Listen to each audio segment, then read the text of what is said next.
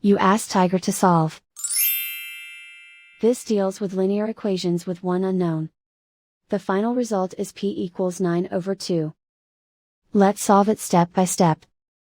Simplify the expression. Expand the parentheses. Multiply the coefficients. Simplify the arithmetic. Group all constants on the right side of the equation. Add 12 to both sides. Simplify the arithmetic.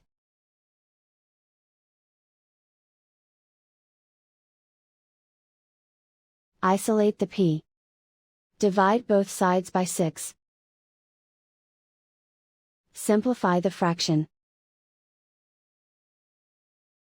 Find the greatest common factor of the numerator and denominator. Factor out and cancel the greatest common factor. And so the final result is p equals 9/2.